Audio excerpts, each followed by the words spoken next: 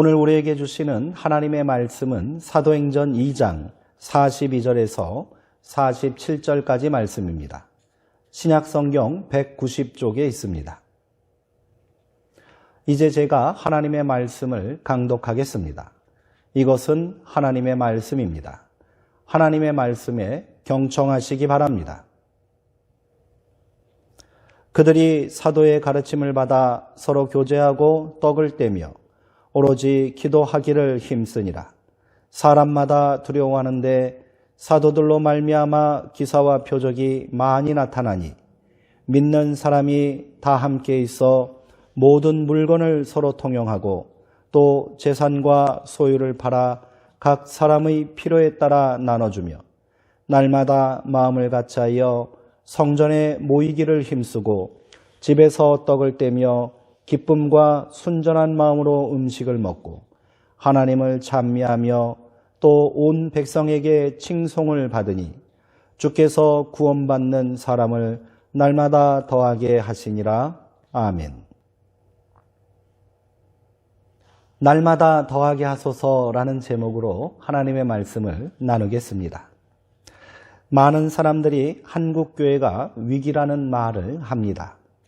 이를 보여주는 징후는 수없이 많습니다. 1970년 이후 한국교회는 폭발적인 증가를 이어왔지요. 하지만 최근 10년간 성도 수는 급격히 줄어드는 추세입니다. 더욱 우려되는 점은 종교 이미지 선호도가 역전되었다는 사실입니다. 오랫동안 개신교는 선호도에서 부동의 1위를 지켜왔습니다. 개신교, 불교, 가톨릭 순이었지요. 그러던 것이 2000년을 기점으로 가톨릭이 1위, 불교가 2위, 그리고 개신교가 3위로 바뀐 것입니다. 개신교에 대한 비호감도가 증가하니 신도수가 줄어드는 것은 당연합니다. 한국교회가 이처럼 어려움을 겪게 된 데에는 여러 원인이 있을 겁니다. 저는 오늘 그 문제들을 지적하려 하는 것이 아닙니다. 우리가 이미 잘 알고 있고 짐작하고 있는 바이기 때문입니다. 중요한 것은 이를 어떻게 극복하느냐에 달린 것 아니겠습니까? 물론 교회가 이런 노력을 게을리한 것은 아닙니다. 지역사회와의 교류를 위한 문화사역을 확대하고 구제와 봉사에도 힘쓰고 있습니다. 그런데 왜 세상 사람들에게 이런 노력이 먹히지 않는 것일까요? 분명한 것은 더 노력하고 방법을 찾아야 한다는 사실입니다. 저는 보다 근본적이고 본질적인 변화를 위해 노력해야 한다고 생각합니다. 그 해답은 당연히 성경에서 찾아야겠지요. 이런 고민으로 기도하던 중 저는 사도행전 2장의 말씀에 주목하게 되었습니다. 그래서 올해 교회표를 날마다 더하게 하소서라고 정한 것입니다. 물론 저도 명확한 답을 드릴 자신은 없습니다. 그러나 구하라, 그리하면 너희에게 주실 것이요. 찾으라, 그리하면 찾아낼 것이요. 문을 두드리라, 그리하면 너희에게 열릴 것이다 하신 주님의 말씀에 따라 성도님들과 함께 그 방법을 찾고 실천하기를 소망합니다. 사도행전은 초대교회의 시작과 성장의 역사를 다루고 있습니다. 오순절 성령 강림 사건 이후 베드로가 입을 열어 설교하자 회개하고 그리스도인이 된 사람의 숫자가 3,000명이 되었다고 합니다. 이렇게 모인 사람들이 초대교회를 시작하게 된 것입니다. 여기서 3,000이란 숫자에 집착해서는 안 됩니다. 그들은 베드로의 탁월한 설교를 듣고 예수를 믿게 된 것이 아닙니다. 이는 전적으로 성령의 역사입니다. 이 비현실적인 숫자는 성령의 놀라운 감동과 능력을 증언하기 위한 것으로 이해하는 것이 좋을 것입니다. 우리가 주목해야 할 대목은 사도행전 2장 42절부터 47절까지의 말씀입니다. 성령의 감동으로 모인 사람들의 숫자가 얼마였던지 간에 이후 계속해서 구원받는 사람들이 더해진 이유를 찾아야 하는 겁니다. 47절에는 초대교회 성도들이 온 백성에게 칭송을 받으니라는 말로 그 이유를 설명하고 있습니다. 세번역 성경은 이 말씀을 모든 사람들에게 호감을 샀다라고 번역했습니다. 저는 호감이라는 말에 주목해야 한다고 생각합니다. 심리학자들의 연구에 의하면 사람이 사람을 만나 설득당하는데 말이나 논리가 차지하는 비율은 고작 5%에 불과하다고 합니다. 60% 이상은 첫인상의 호감도가 좌우한다고 합니다. 그러니까 아무리 논리적으로 말을 잘해도 첫인상에 왠지 호감이 가지 않으면 사람들의 3분의 2는 이미 마음의 문을 닫고 있는 것입니다. 그런데 앞서 말씀드린 것처럼 개신교 이미지가 갈수록 비호감이 되다 보니 아무리 길거리에 서서 복음을 외쳐도 사람들은 좀처럼 마음의 문을 열려고 하지 않는 것이지요. 오히려 이렇게 말합니다. 예수는 좋은데 기독교는 실수.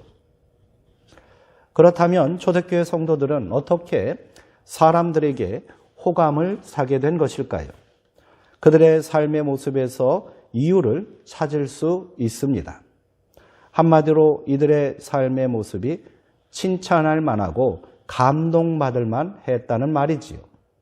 그렇다면 사도행전에서 증언하고 있는 성도들의 삶의 모습은 어떠했을까요?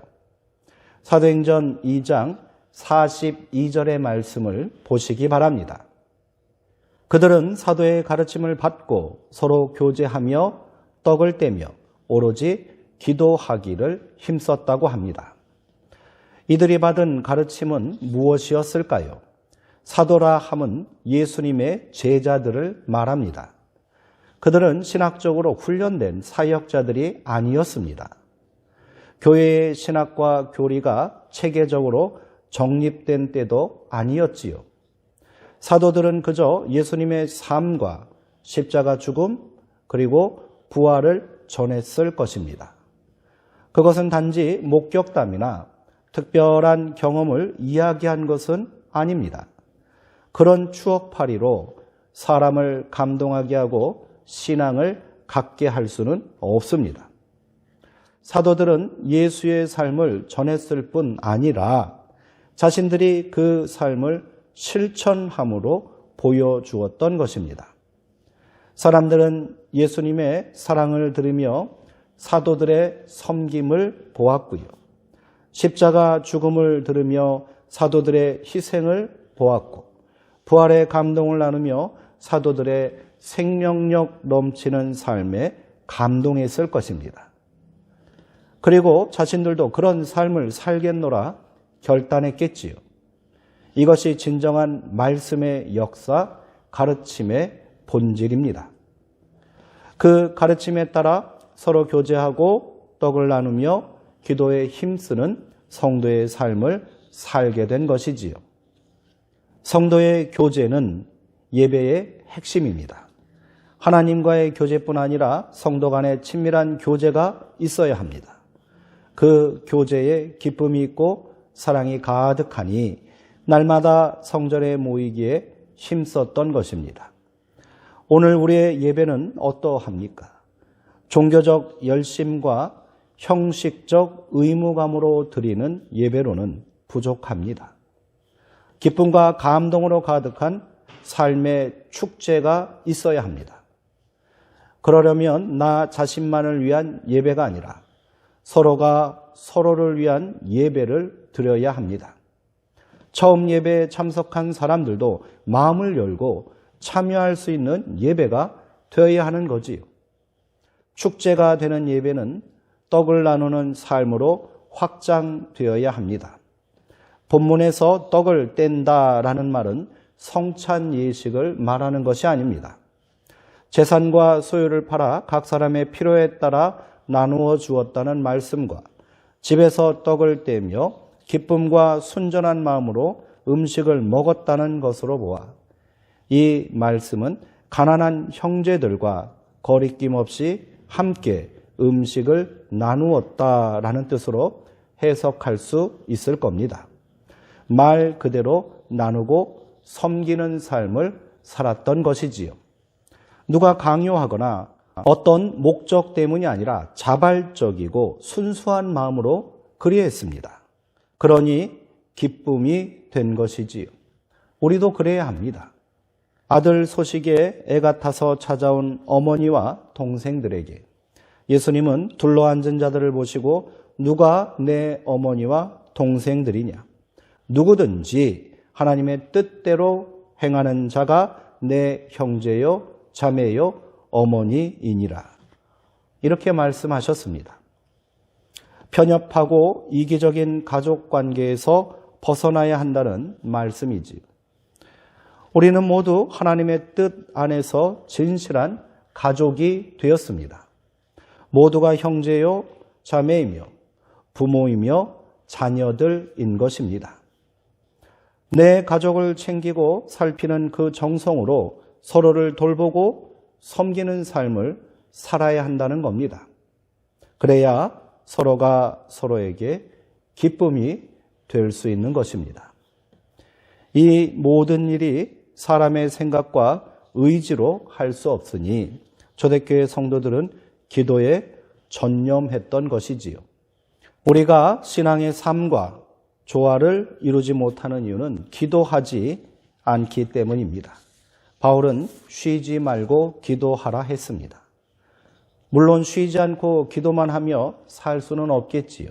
그러나 기도 없이는 결단코 성도의 삶을 살 수 없기에 그리 말한 것 아니겠습니까? 전심으로 기도하십시오. 성도의 교제를 이루는 축제의 예배를 위해 기쁨과 순전함으로 떡을 떼는 섬김의 삶을 위해 기도하십시오. 초대교회 성도들은 공개적이고 적극적인 선교 활동을 펼칠 수 없었습니다. 예루살렘의 유대교 지도자들은 예수 잔당을 색출하려 혈안이 되었기 때문입니다. 이들의 서슬퍼런 감시로 성도들은 은밀하고 조심스럽게 모일 수밖에 없었을 것입니다. 그러니 사도의 가르침이 그렇게 귀하고 성도의 모임을 더욱 사모하며 서로가 서로를 챙기며 돌보는 일이 절실할 수 있었던 겁니다. 얼핏 보면 폐쇄적인 공동체처럼 보이나 실상은 모두에게 열려있는 공동체인 거지요. 뜨거운 형제를 나누는 사람들의 모임이기 때문입니다. 이런 모임이 세상을 변화시킨 겁니다. 성경은 사람마다 두려워하는데 사도들로 말미암아 기사와 표적이 많이 나타나니라고 증언하고 있습니다. 그저 믿음을 지키며 성도다운 삶을 살려고 힘썼을 뿐인데 사람들은 그것을 기사와 표적처럼 느낀 것 아니겠습니까? 무슨 초자연적인 기적이 일어났기 때문만이 아니라는 말씀입니다. 이들의 삶의 모습이 기적처럼 보였고요. 그 진실함에 놀랐던 것입니다. 그 거룩하고 아름다운 모습에 사람들은 하나님을 두려워하게 된 것이지요. 성도들의 삶의 모습 속에서 살아계신 하나님을 보게 되었기 때문일 것입니다. 이처럼 초대교회 성도들의 삶에 예배가 더해지고 나눔과 섬김이 더해지고 기도가 더해지니 사람들에게 칭송을 받게 되었고요. 주님은 날마다 구원받는 사람을 더하게 하신 것입니다. 설교를 시작하며 저는 오늘날 교회의 위기를 타개할 방법을 찾아보자고 말씀드렸습니다. 교회의 위기는 곧 성도가 성도다운 삶을 살지 못했기 때문입니다. 우리가 시급히 회복해야 할 근본적인 변화는 그래서 성도됨의 회복에 있다고 저는 믿습니다. 세상 사람들이 교회를 비난하고 기독교에 반감을 갖는 이유가 어디 있겠습니까? 결국 신앙이 삶이 되고 알미 행함이 되지 않기 때문 아니겠습니까? 그러니 우리 안에 예수가 보이지 않게 된 겁니다. 예수님의 빈자리는 언제나 정치적인 권력, 문화적 우월감, 종교적 완고함, 기존 질서의 순응함, 그리고 도피적 구원관으로 메워지고 있는 겁니다. 그래서 우리는 이 세상의 위기를 운운하기 전에, 남을 탓하기 전에 먼저 나 자신에게 물어야 합니다. 성경책을 옆에 끼고 교회를 향하는 우리를 향해 길거리에 사람들이 묻고 있을지 모릅니다.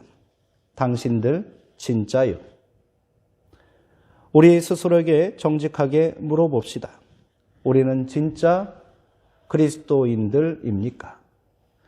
우리는 진정 예수 그리스도를 본받아 사는 참된 제자들입니까? 미국 남북전쟁 때 프레드릭스버그 대전투라는 유명한 전투가 있었다고 합니다. 6탄전까지 치르며 수많은 부상자들을 중간에 남겨놓은 채 쌍방은 후퇴하며 긴장감 넘치게 대치하고 있었습니다. 이때 북군의 병사 하나가 물통을 들고 달려나갔습니다. 남군에서 사격이 시작되었지요. 그러나 이 병사가 목숨을 걸고 남군과 북군 가리지 않고 부상자들에게 물을 마시게 하는 광경을 보고 사격은 중단되었습니다. 이를 계기로 쌍방은 1시간 동안 휴전을 하기로 하고요. 서로 부상자를 처리하게 되었답니다. 이때 남군의 장교가 이 북군 병사에게 다가와 물었습니다. What's your name? 너의 이름이 무엇이냐? 그러자 그가 대답했습니다. My name is Christian. 내 이름은 크리스찬입니다. 그때 그는 자기 부모가 지어준 이름을 말하지 않았습니다. 그때 그는 총탄에 맞아 죽을지 모르는 사지 한복판으로 죽어가는 사람들을 향해 뛰어나가게 만든 자신의 이름을 말했던 겁니다. 이렇게 그에게 크리스찬이라는 이름은 결코 싸고 편리한 이름이 아니었던 겁니다. 그에게 크리스천이라는 이름은 이렇게 목숨을 건 이름이 된 것이지요. 전 존재를 건 이름입니다. 오늘날 사람들이 더 이상 우리를 보고 호감을 갖지 못하는 이유는 혹 이러한 진짜 크리스천들의 수가 적어지고 있기 때문은 아닙니까? 말씀을 마무리하며 우리 안에 결단이 있고요. 도전이 있기를 소망합니다. 나는 지금 그리스도인으로 살고 있습니까? 내가 먼저 변화되고요. 내 안에 성도된 삶이 온전히 회복된다면 하나님께서는 반드시 우리 가운데 기쁨을 더하시고요. 감사를 더해 주실 것이며 평안을 더하실 것입니다. 그리고 주님께서는 우리 수정동 교회 구원받는 사람들을 날마다 더해 주실 줄 믿습니다. 기도하시겠습니다. 능력의 하나님, 사랑의 하나님, 오늘 우리가 성도된 삶으로 살고 있는지, 세상 사람들에게 우리가 십자가의 향기를 바라며 살고 있는지 겸손히 돌아봅니다. 부끄럽고 또 죄스럽습니다. 주님, 우리 가운데 새 마음을 허락하여 주옵소서. 우리 가운데 결단하게 하여 주시어서 성도다운 삶을 회복하게 하여 주시옵소서. 그것이 세상 사람들에게 호감이 되게 하시고 칭송이 되게 하시며 우리의 삶이 살아계신 하나님을 나타내는 두려움이 되게 하여 주시옵소서. 예수님의 이름으로 기도합니다. 아멘.